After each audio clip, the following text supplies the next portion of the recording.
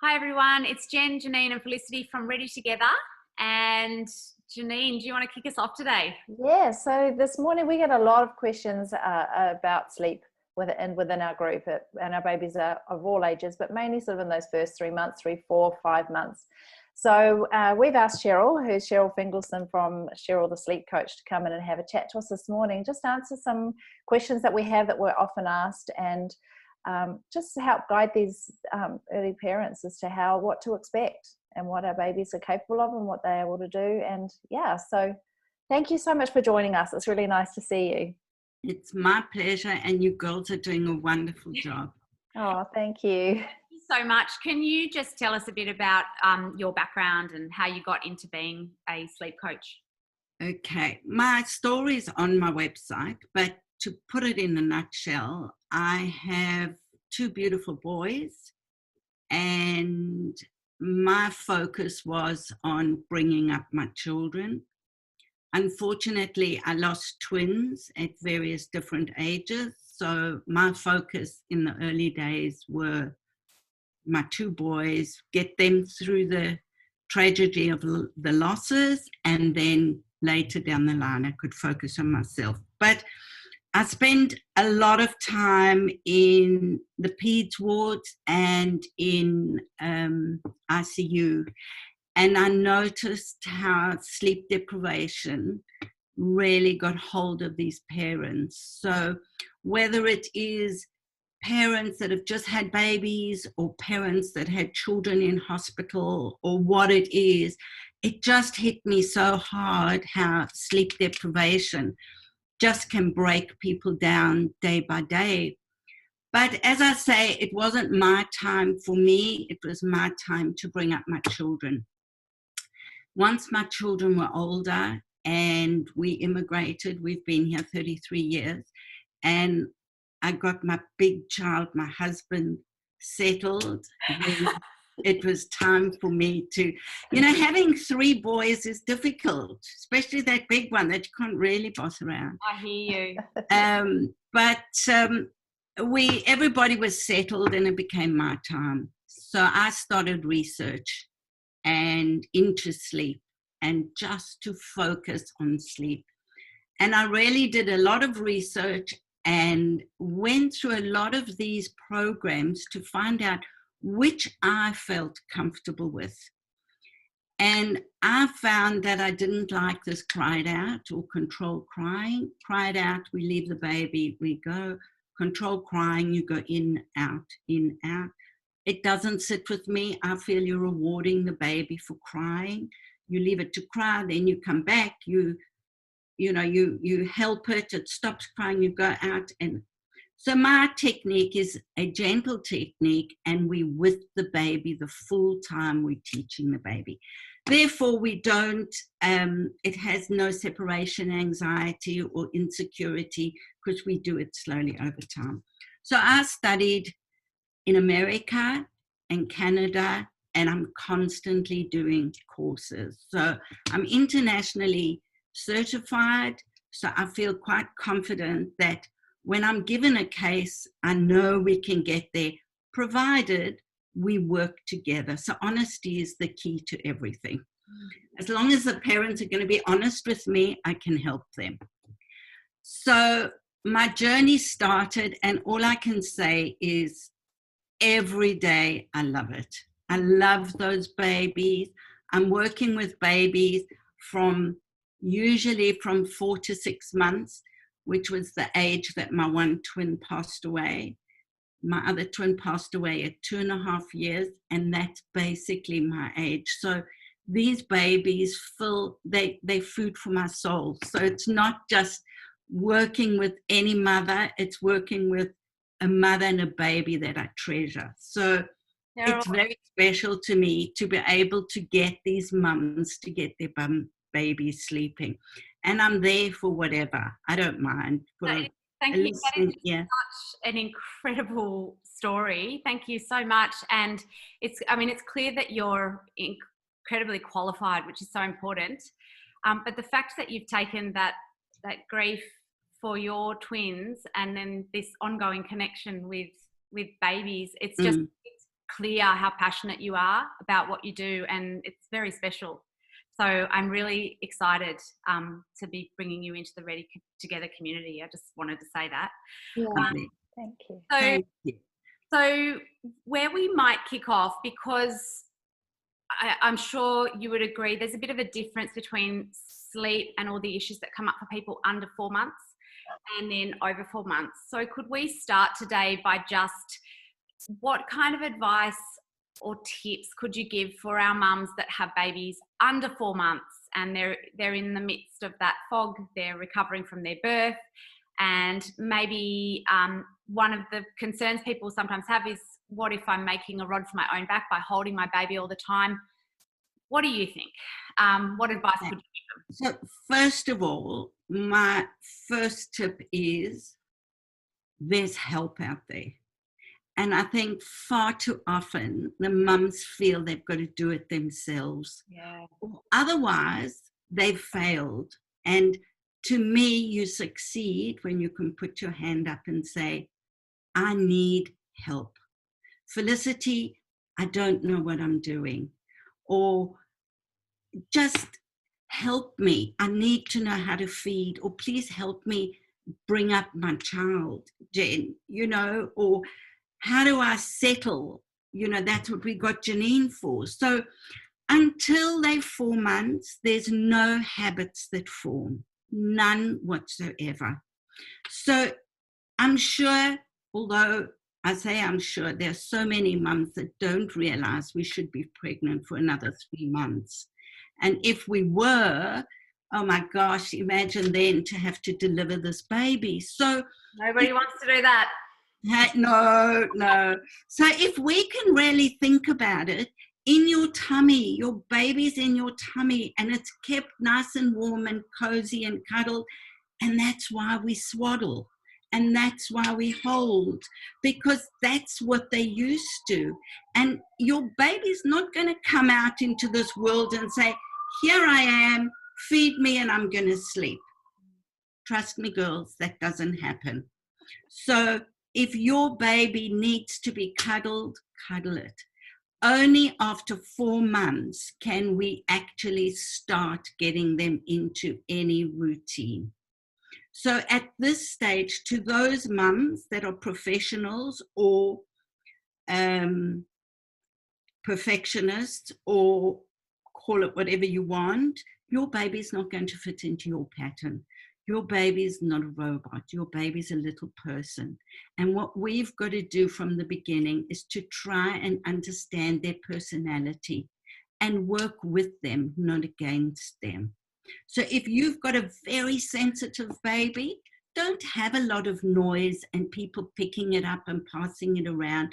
Leave them. In those early days, for your baby to be passed from person to person is horrendous for them. They have been used to being kept and still. So all we want for our babies when they're born, for those first couple of weeks, is eat, sleep, poo, and bath. And that's it. Don't pass them around. If anybody, especially your mother-in-law, wants to pick them up, you just say to them, I've got this baby forever. You can hold them later. Or you can babysit at 5. So yeah, so you're talking my language. I love it because it is so about that connection. And I think more and more what I've seen in my work is that connection with the primary caregiver is so much is happening under one. And if we can make your baby feel really safe and secure after the biggest house move they've ever had, from the womb to planet Earth is massive. And really just mimicking the womb through that swaddling and making them feel really safe and held. What I see is that you're more likely to then get a baby that will, maybe if you want a routine down the track, you're going to achieve that with a baby that does feel confident and secure and like it's got a really good attachment with those primary caregivers. Okay. I just want to butt in. Yeah, butt in. Important thing that I want everybody to know, and those that are pregnant, just watch it now. When you're sleeping, your baby's kicking. When you're walking around, your baby's still. So what we're saying, when we sleep at night, becomes the baby's day. When we're walking around, becomes the baby's night. So what are we doing? We're walking that baby to sleep. So when they now are born, we want to be careful that they don't turn day into night. So we need to get them out, let them get a bit of sunshine, and carry them during the day if you want to. That's fine. We've got to transition them from our bellies to the real world. So don't be scared to do it, but be careful we don't change day. We help them switch day into night, because I have a lot of people saying, and I'm sure Janine, you will too, that the baby sleeps so well at night. No, so well during the day, up at night. And so what that's are your tips for that? For getting them to sleep better, to not don't let them have their long naps during the day, first of all, and definitely get them out. So the circadian rhythm will now start changing. Yes. Absolutely. Melatonin on the skin early in the morning. Yeah. Okay, sorry. So that's a big thing. Mums, don't be scared to hold your babies. Don't be scared. And another thing that's good for you to bear in mind, when your baby baths, it's like us doing, or you doing, not me, and at least an hour's aerobics. Because we're moving that baby backwards and forwards, and it's used to just be lying still. And now, I'm sorry, and now what happens is we land up by pulling and pushing this baby, and it's exhausted. And often I have people say, my baby doesn't want to sleep. Look, its eyes are wide open. It doesn't want to sleep because the cortisol in its body is so high from the baby being overtired that it literally can't sleep. Yeah. So the more the baby sleeps, the better. Yeah. A sleeping baby makes a sleeping baby, right? And that's absolutely true. And I'm sure that Felicity will bear with me when she says the baby can't feed when it's exhausted. Absolutely. Yeah, you sleep so you can feed, and you feed so you can sleep. Yeah. Absolutely. And the most important thing out of all, I believe, the most important is the mums take care of themselves as well. Yeah. Because if they're not resting, then they don't have the milk, then the baby cannot sleep, then they get anxious, and so it goes on in that spiral. So this is the time we put our hand up and say, please, can you make me some food? Or please, can you help me with this? The washing is going to be there. So it doesn't matter if it's today or tomorrow. Yeah.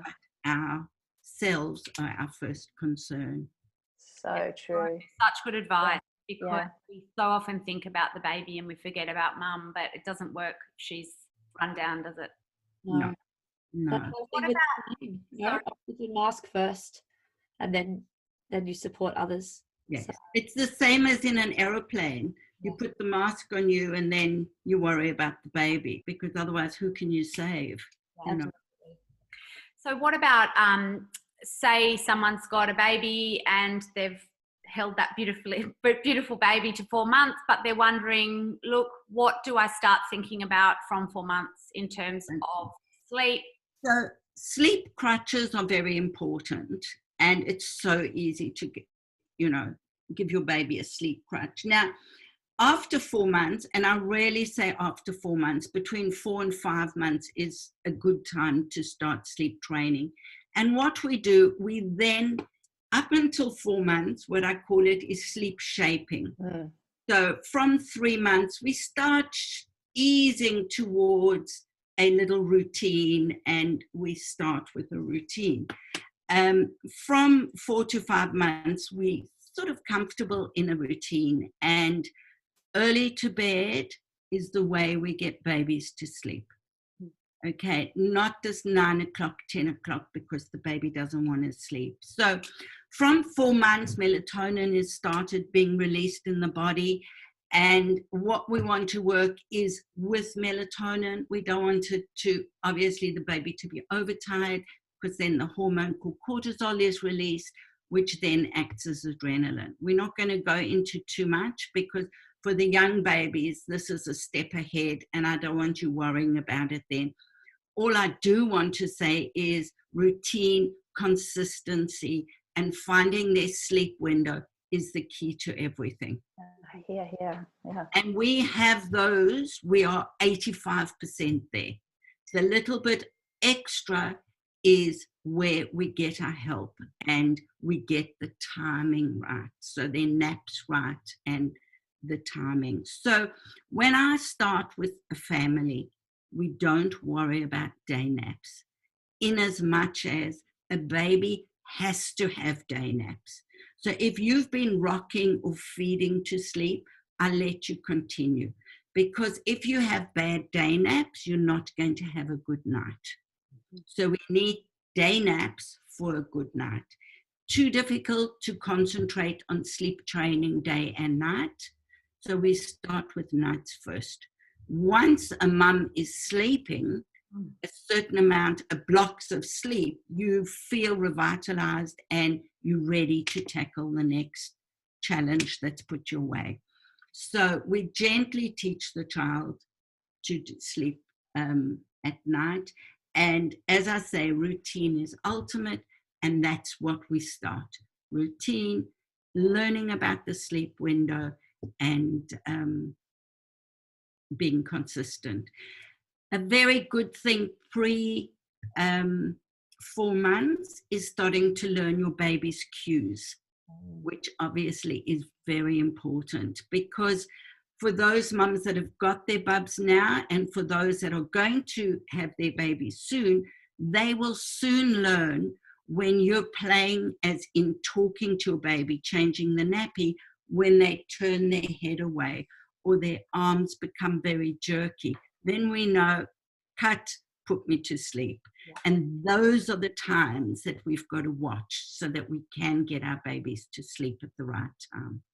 I mean, those cues just come into everything, don't they? The more we can sort of start tuning into that, the better we go with everything. And understanding, yes.